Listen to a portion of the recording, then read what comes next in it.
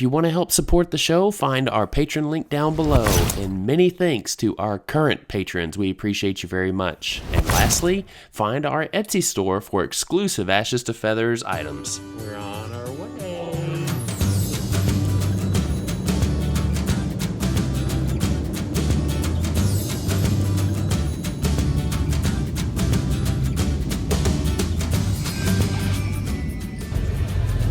We made it onto our shuttle. Where are we going next?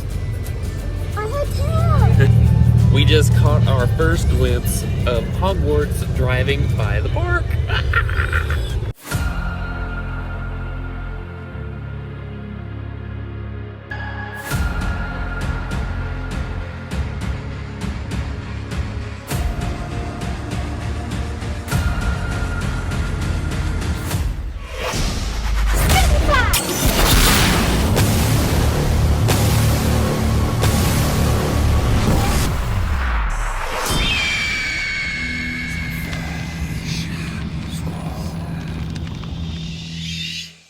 So we chose to stay at the Lowe's Royal Pacific Resort, and this hotel is actually located right on the premises of the Universal Studios and Islands of Adventure theme park. So by staying at this premier resort, we were able to get express passes that were unlimited, as well as a quick walk or taxi ride over to the theme parks. And as you can tell, this hotel had a lot of architectural detail to offer that made a lasting impression. From the huge lobby to the Toko Gifts souvenir shop, there were just many things that this hotel had to offer. As you can see inside Toko Gifts, there were plenty of not only Harry Potter related paraphernalia, but also Universal Studios shirts and souvenirs.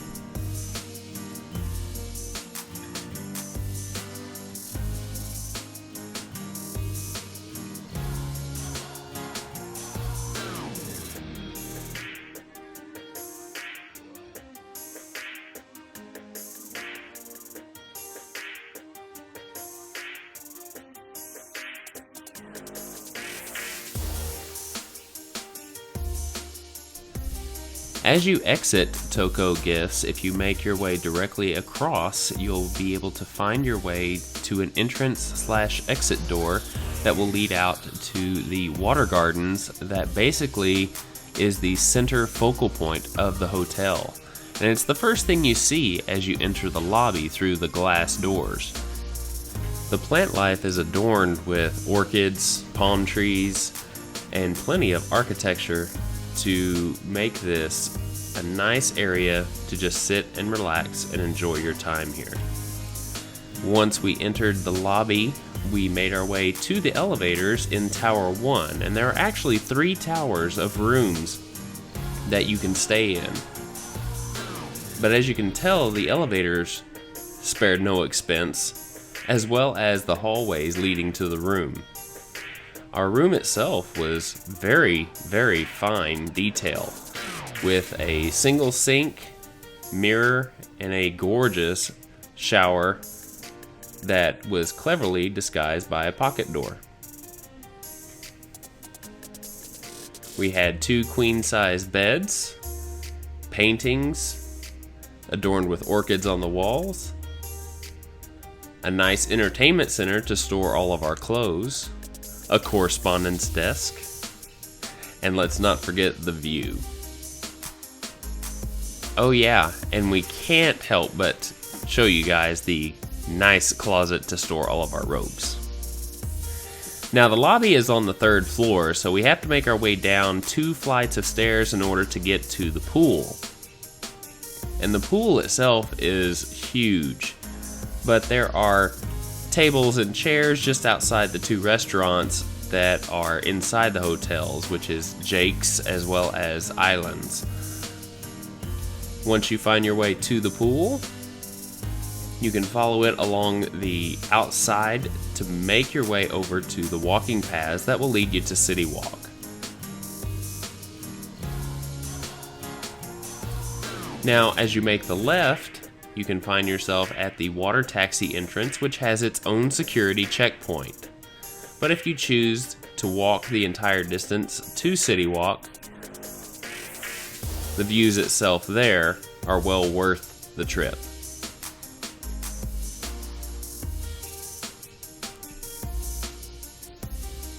We even catch a glimpse of water taxis as they float by. The plant life is also something to behold. Now, one thing that we did learn is the security checkpoint here can sometimes back up with a lot of people waiting in line to get into City Walk. But once you make your way through, there is a lot to see.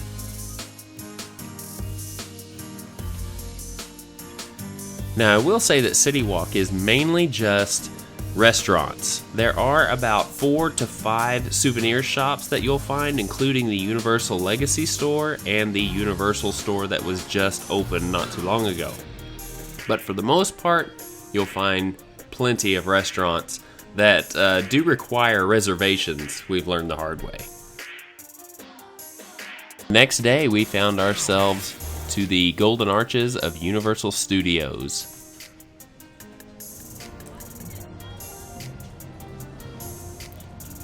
As we entered into the park, we saw the yellow taxi cab that's iconic as you're walking down the main boulevard. We even found ourselves following a couple of wizards to the Harry Potter world. This back alley for New York is actually where we shot our intro, and we just happened to run into Nikki and Rick from Rick's Flicks. We pass King's Cross Station on the left. We keep walking just a little bit further, and Hannah even got to call in the Ministry of Magic.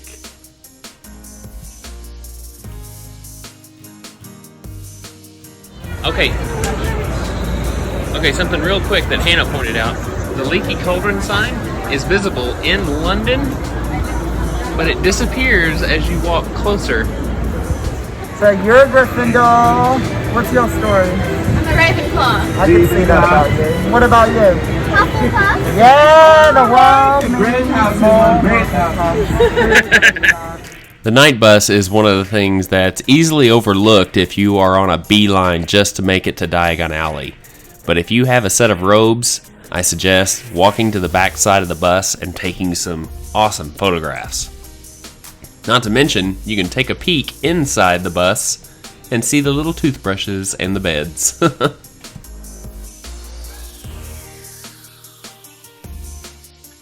It's also pretty spectacular at night. At least you're not nearly headless. Yeah, that's no, I'm all the way bottom left. Yeah, that's right. I got nobody. Yeah, he isn't headless. He's falling. Yeah, I'm completely. Now, before you head into Diagon Alley, give a knock on the old Grimmauld Place door, and you just might find Creature peeking at you.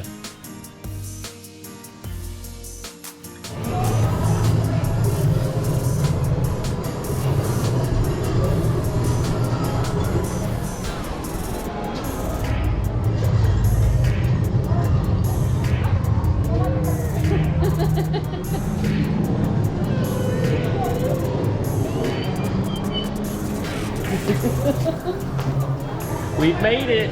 I can't put on my makeup. The attention to detail in Diagon Alley is ridiculous. The Quidditch supply house was pretty cool.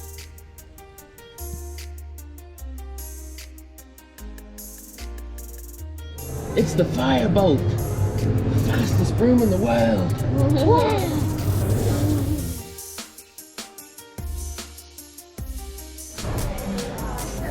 So we just finished looking in the Quidditch supplies. Next door to Quidditch supplies is Weasley Wizard Wheezes, and you can actually get to it from inside Quidditch supplies. You're so cute.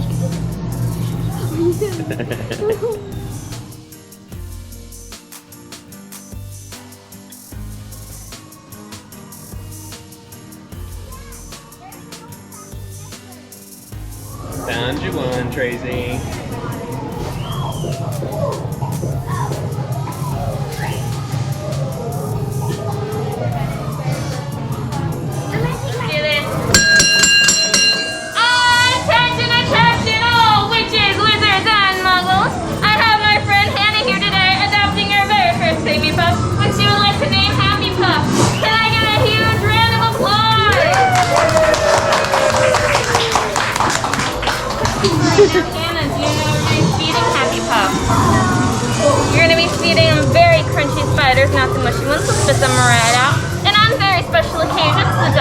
find under your bed.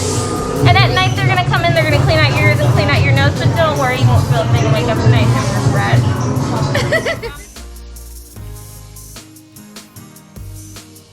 One of the stores I wish was open was Flourish and Blots. I would have really liked to gone inside this store if it was available to do so.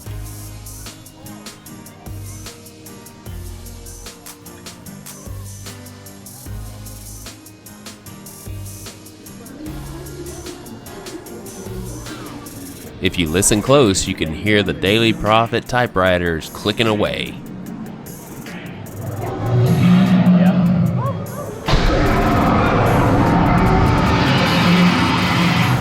Well done, dragon!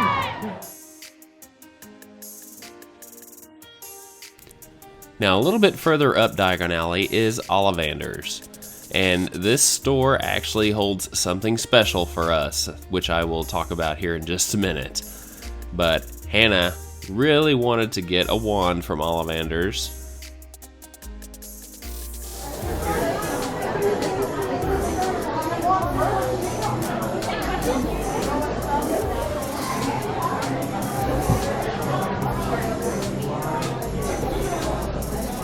What'd you get?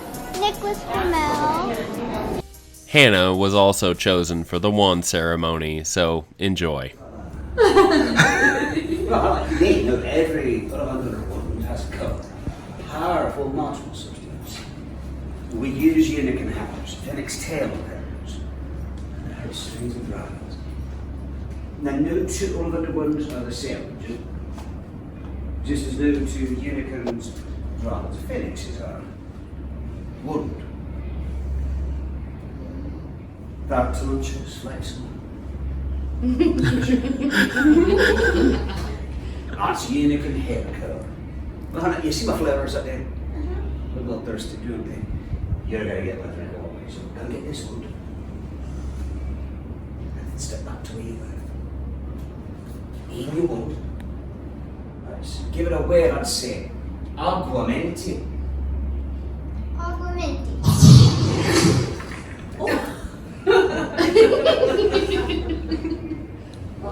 Dear, you're clearly not the one for you to do.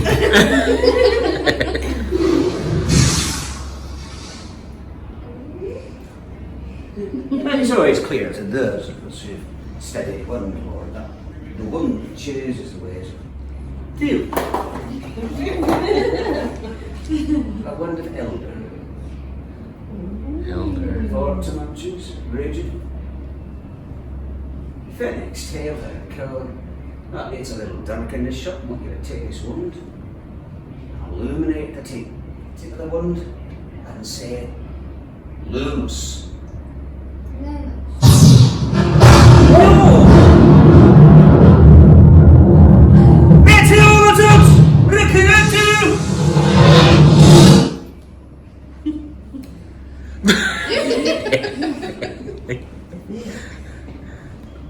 You're doing fine.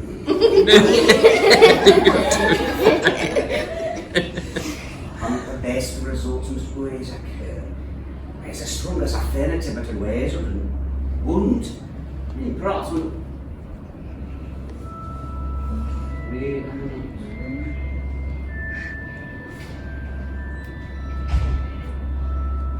one day, when we find Purdon, dragon-haired string curl.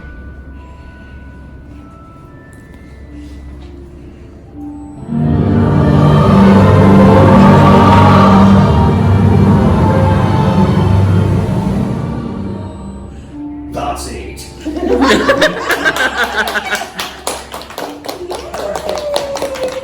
The one that fine chooses an intelligent and ambitious wizard. Fine, excellent for inspiration and prosperity. A dragon-haired string core. Just remember one thing before you leave here.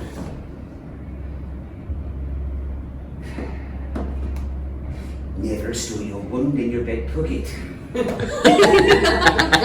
Elementary wand safety.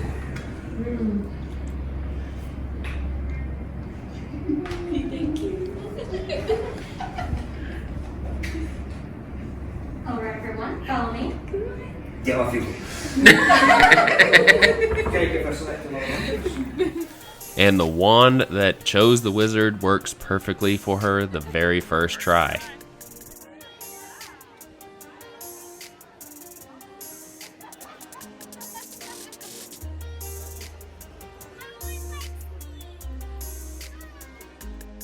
Now, Gringotts Bank is home to Escape from Gringotts the Ride, but the outside facade holds a lot of great photo potential. Not to mention the detail of the dragon is just so cool if you can visualize it up close.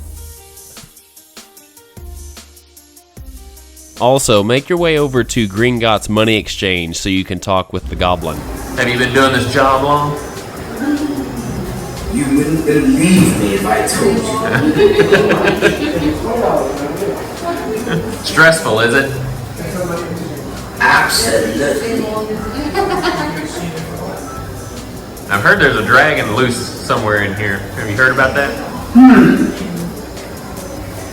Well, Gringotts employs the finest dragon hands.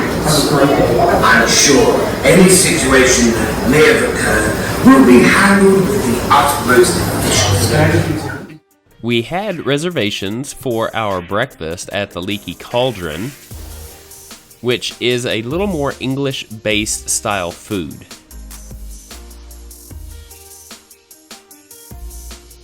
But I did get to have my very first full English breakfast.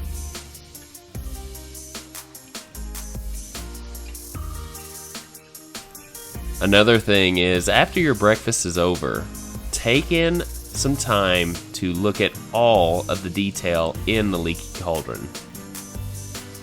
You'll see even the cracked pot in the back, as well as all of the loft areas where witches and wizards will soon stay.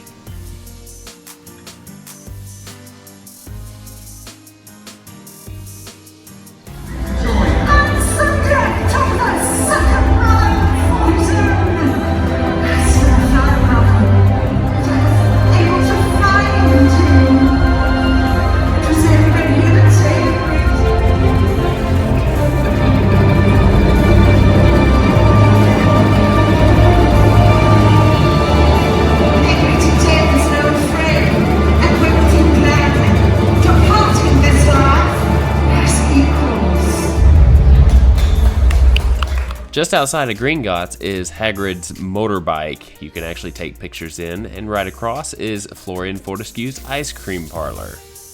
We did manage to get some butterbeer ice cream as well as Harry Potter's favorite strawberry and peanut butter. On the backside of Weasley Wizard Wheezes, you'll find Sugar Plum's Sweet Shop as well as Wands by Grigorovich. Not to mention the Jelly Eel Shop. Ugh.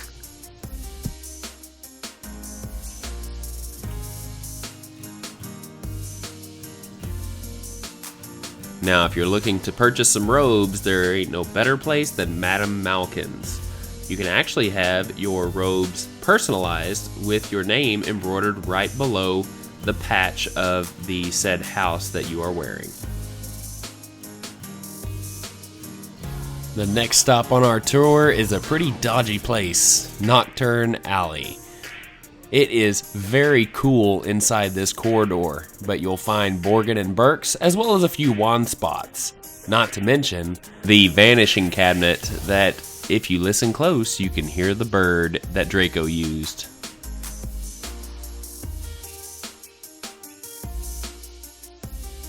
Before we left Diagon Alley, we had to check out the Magical Menagerie, where on the back side you'll find Nagini.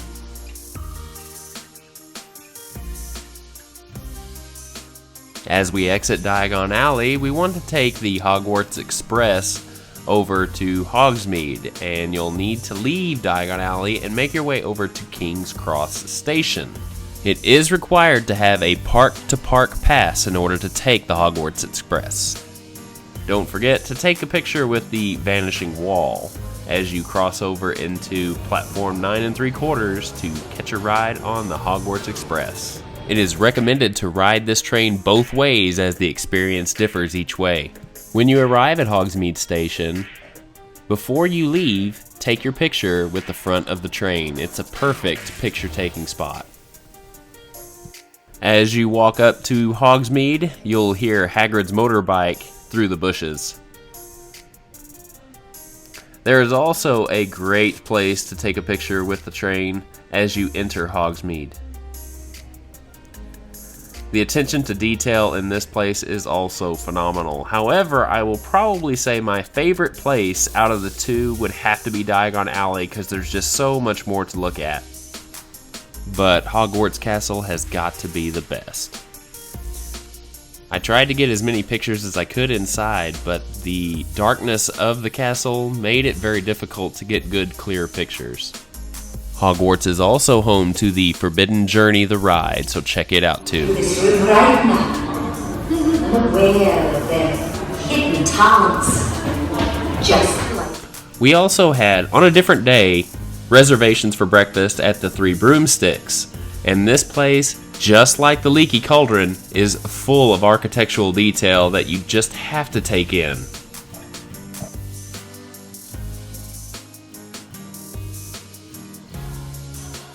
However, I do have to say some of those suspended platforms you probably wouldn't catch me walking on.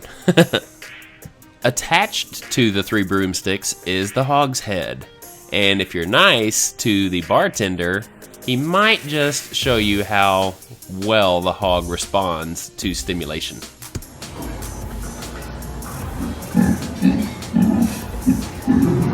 There are some iconic storefronts here in Hogsmeade, such as Madame Puddifoot's and Ollivander's, but there are plenty of wand spots to choose from as well. After a long several days, Hannah is pretty tuckered. But this trip is one we soon won't forget. Hannah and I hope you enjoyed this family vacation that we wanted to share with you, just to show how much fun you can have at Universal Studios Orlando, Florida. We are so happy that we got to experience all of this, and we hope one day that we can do it again.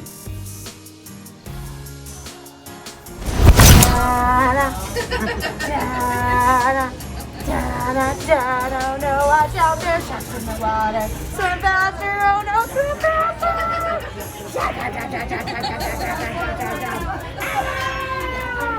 You swam too slow.